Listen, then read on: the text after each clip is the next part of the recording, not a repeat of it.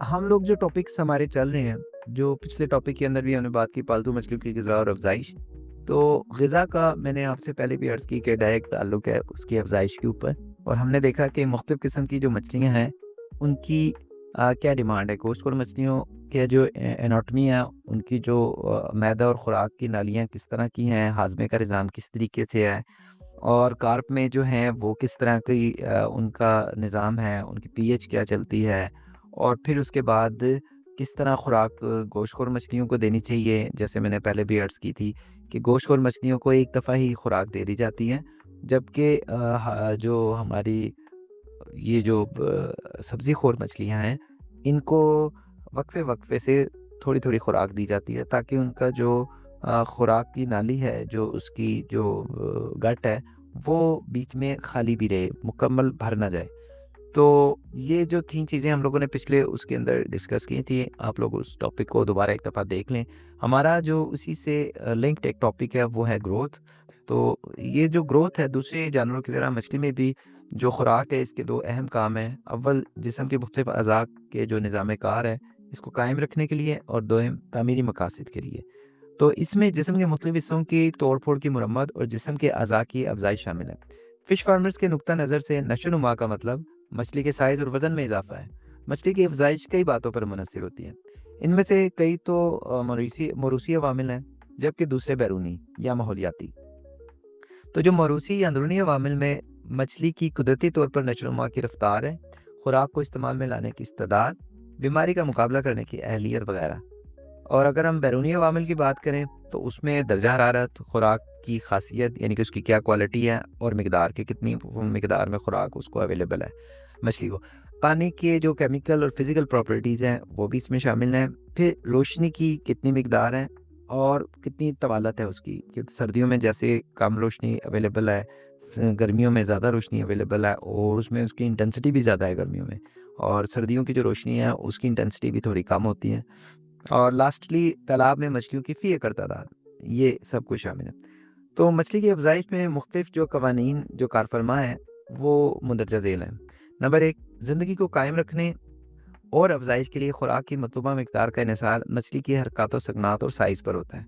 मछली के साइज़ और वज़न के बढ़ने के साथ-साथ उसकी खुराक की ज़रूरियात भी बढ़ती जाती है। लेकिन अगर ज़रूरी खुराक फ़ी किलो के हिसाब से देखा जाए, तो ये कम होती जाती है। मिसाल के तौर पे, अगर एक 100 ग्राम की मछली 1000 ग्राम की मछली से कम खुराक लेगी, मगर 100 ग्राम की 10 मछलियाँ टोटल 1000 ग्राम मिलकर 1000 ग्राम की एक मछली से ज़्यादा खुराक लेंगी। तो नंबर 2, किसी भी मछली को अगर पूरी खुराक ना मिले, तो वो साइज़ में छोटी रह जाएगी। मगर जो ही उसे ज़रूरत के मुताबिक खुराक दी जाएगी, वो उसी कदर तेज़ी से बढ़ेगी, जिस कदर के साइज़ में छोटी होगी। नंबर 3, आम हालात में मछली की अफ़ज़ाइश के लिए मतलूबा खुराक और ज़िंदगी को कायम रखने के लिए ज़रूरी खुराक की मिकदार के दरमियान तनासुब 1:1.5 से लेके 1:3.2 तक होता है। तो नंबर 4, मछली की मतलूबा कुल तवानाई और ऑक्सीजन की मिकदार का इन्हिसार मछली की किस्म यानी कि स्पीशीज़ पर होता है, कि किस किस्म की मछली आपके पास मौजूद है। नंबर 5, अफ़ज़ाइश की औसत रफ़्तार हर किस्म की स्पीशीज़ के लिए अलग है, मगर एक ही किस्म के अंदर भी 2 मछलियों के दरमियान अफ़ज़ाइश में बहुत फ़र्क हो सकता है।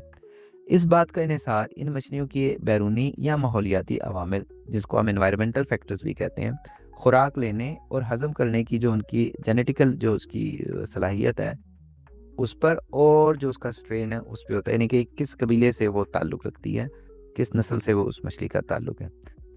एक मछली का नॉर्मल साइज़ बताना बड़ा मुश्किल काम होता है, क्योंकि इसका इन्हिसार फ़र्दन मछली पर और इसके लिए मौजूद खुराक पर होता है। मछलियाँ आमतौर पर भूख की बहुत बर्दाश्त रखती हैं, और भूख के एक तवील अरसे तक अपने अंदर महफूज खुराक के ज़ख़ीरे को इस्तेमाल में लाती हैं।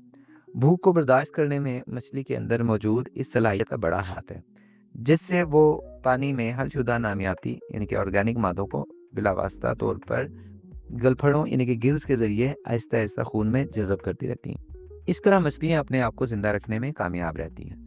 मछलियों के अंदर खून का दर्जा हरारत उनके बैरूनी माहौल के मुताबिक बदलता रहता है। मछली अपने अंदर ये सलाहियत रखती है कि अपने सारे अंदरूनी जिस्मानी निज़ाम को इस बदलते दर्जा हरारत में भी जारी रखे। मछली की हर किस्म एक मखसूस दर्जा हरारत का थर्मल ज़ोन रखती है, जो कि खासा तंग होता है। ہر قسم کی مچھلی اپنے تھرمل زون میں کامیابی سے زندہ رہنے کی اہلیت رکھتی ہے۔ آج کا ہمارا ٹاپک یہیں پہ کمپلیٹ ہوتا ہے۔ کل ہم نیکسٹ ٹاپک کی طرف بڑھیں گے غذا سے متعلق کی، اور ہم لوگ ڈسکس کریں گے نیچرل فوڈس کو، یعنی کہ قدرتی غذاؤں کو۔ تب تک کے لیے اللہ حافظ۔